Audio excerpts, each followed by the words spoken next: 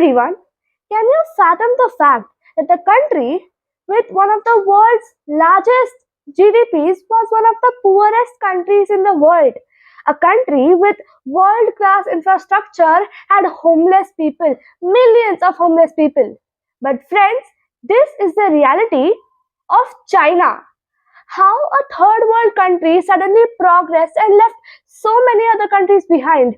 How a country became so powerful that today large superpower economies are afraid of its dominance in the future. Friends, this is the story of China. So, let's start our story in the late 1970s when Mao Zedong was the dictator of China. He had made the conditions so bad for China that, according to different sources, around 40 to 80 million people died because of starvation during his time. This, by the way, is more than the number of people who died during Hitler's time. The poverty rate during his time was 60%. The illiteracy rate was 85 to 90%. Why? Simply because he was a dictator. He never asked the people of his empire about the steps he should take. All his policies failed and all his schemes related to agriculture failed badly, and this led to a large famine, ultimately leading to starvation. However, after Mao's death came a ruler named Deng Xiaoping in the year 1978. He is known as the architect of modern China. He is the reason why China is a superpower country today. When Mao Zedong was a leader, he had completely abolished private farming. That means that no one except for the government was allowed to own any land. Only the government held ownership to land, and all the farmers had to obey to the government's rule as to which crops they should grow. However, Zedong brought slight changes to his policy during this time. He used to give land to farmers on lease and gave them freedom to grow which crops they wish to. And imagine if somebody is kind of forcing you to grow crops, and on the other hand, somebody is giving you the freedom to control your own agriculture. How will you feel? Obviously, you'll choose the second path, right? Now the farmers had a lot of freedom. The farmers had full control of their business and production. And also, in order to support the government, they had a fixed amount of production the farmers had to give to the land. And once the farmers have met that production quota, the farmer had the freedom to sell the crops wherever he wished to. This made the farmers more innovative and more creative and more hardworking. And they had the freedom to manage their own crops and develop new ideas. He, in a way, opened the entire economy in front of the entire world. Also, he made similar reforms in factories. During Mao's time, there was a lot of political interference in industries and factories. It was a very closed economy. However, Deng Xiaoping freed the factories and gave each and every industry the freedom to decide what they had to produce, their production target, their selling price, and their worker wages. In fact, between 1978 to 1984, the agricultural output in China grew by 7.4%. The grain production had doubled. Apart from that, he made many reforms in education. Friends, I feel that education is the main seed that is sown for all the development to take place, because at the end of the day, education is the reason a country progresses, a country develops. So, on 12th April 1986, the government passed the compulsory law of the People's Republic of China. It intended 9 years of free and compulsory education. However, if you look at India, RTI in India was bought in the year 2005. In 1980, the government of China spent 2% of its total GDP on education, and it kept increasing. In the year 2012, it spent 4.1% of its GDP on education. India, on the other hand, spent approximately only 2.9% of its GDP on education in the year 2023 alone. Also, China had focused a lot on vocational skills.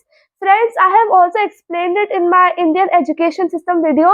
Apart from bookish knowledge, vocational skills are skills that are required for a country to progress in any field because they are the most important skills that are required. Even countries such as Singapore paid priority to education, and that is the reason it has become again one of the richest countries in the world today. Hence, in the year 1982, China saw a literacy rate of 65.51%. And in the year 2021, guess what was the literacy rate? 99.83%, almost the entire country was educated. However, in 1981, in India, the literacy rate was only 43.6%. And guess what was the literacy rate in 2021? Maybe 80%, maybe 90%? No, it was only 77.70%. Earlier, before 1978, China's growth on average was at the rate of 6% every year. Now, during Zedong's rule, China started growing at the rate of 9% every year.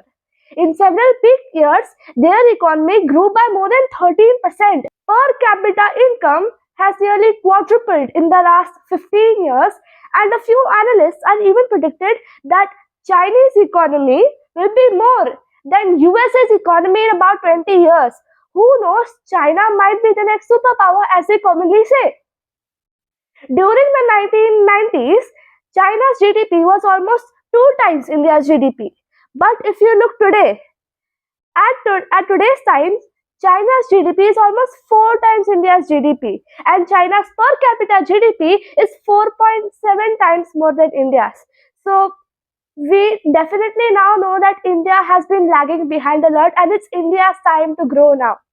The next amazing thing that China did was its development in the EV and the solar market.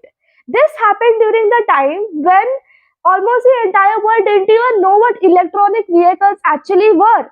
Local governments actually supported EV companies. They gave them subsidies to customize policies that help the industry grow.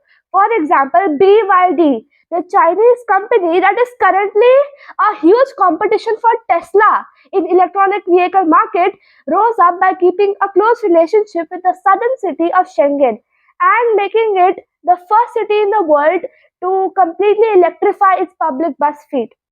China accounted for nearly 80% of the global EV sales during the first half of 2024 itself, and EV sales were rising from over 3 million in 2023 to more than 4 million according to a report by the International Energy Agency.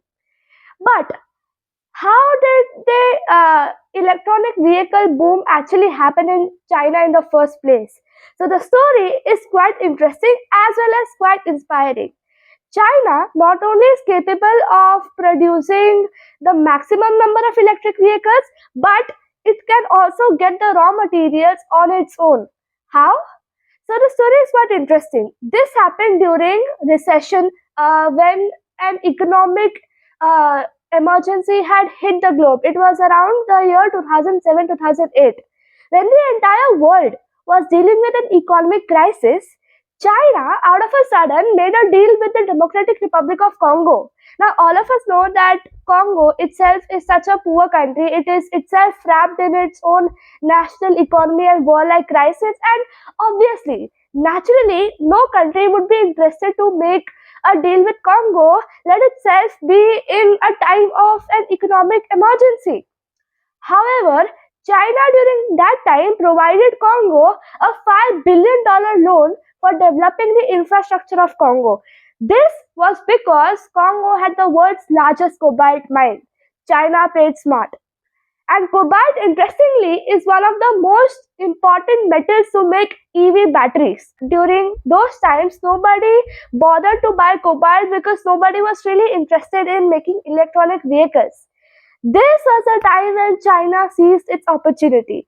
China signed an infrastructure deal for mineral pact with Congo. This meant that China will give a lot of money to Congo so that it can develop its own infrastructure. And in return, Congo will have to allow China to mine in its own country in order to gain many minerals such as cobalt. And not just electronic vehicles. China is also the largest producer of solar energy. And not just electronic vehicles. China is also the largest producer of solar energy. Back in the 1990s, USA was a pioneer in the solar industry and it had more than 40% of share in the global photovoltaic cell market. PV cell or the photovoltaic cell is the most important component in solar panels. However, by 2010, the USA suddenly went down to less than 10% share and China surpassed USA obviously by contributing to more than 50% to the solar sector in the year 2010. In fact, by 2021, China produced 80% of the world's polysilicon. Polysilicon is the base material that is used to make solar panels, and China produced more than 98% of ingots and wafers. A silicon ingot is a block of crystalline silicon that is sliced into wafers to make solar cells. So basically, you can say that China was a pioneer in making all the components that are required in a solar panel. And even though producing electricity via coal was much cheaper, China opted to go for the solar route because China had already envisioned that in the future, solar energy is going to be the main game. However, China was successful because the leaders had already imagined a solar powered China 20 years ago. So the Chinese government gave all these solar companies free land, free electricity, free capital, and subsidies as well. In the year 2020, China pledged to reach 1,200 gigawatts of renewable capacity by the year 2030, more than double its capacity during that time.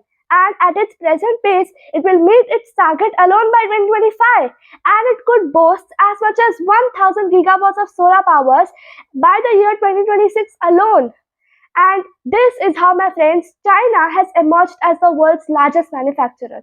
You talk about steel, you talk about textile, solar, automobile, in agriculture. China always comes at the first place. China is, in fact, the largest exporter in the world. Today, China is a country that is extremely self reliant. If you ask me, I would say that if the entire world was in an apocalypse, China would be the only country that would still be surviving. Here are the lessons that India should learn for China. The number one lesson is dream big. The leaders of China, from Deng Xiaoping to Xi Jinping, all of them had big dreams. They had a lot of ambitions about China. Take the EV industry, for example. Dreams and ambitions are the things which make you work harder. Dreams form goals, and goals actually make you do the effort. China, the leaders of China had already imagined a self reliant and a powerful and a dominating China. This put them into action, and this is the result we get today. Just like the way Lee Kuan Yew, who was the leader of Singapore, I've explained that in the Singapore video. Lee Kuan Yew, who transformed Singapore from one of the poorest country to again one of the richest countries in the world. If we look at all these major transformation stories, we will observe one common thing, that all these leaders had big dreams, big goals.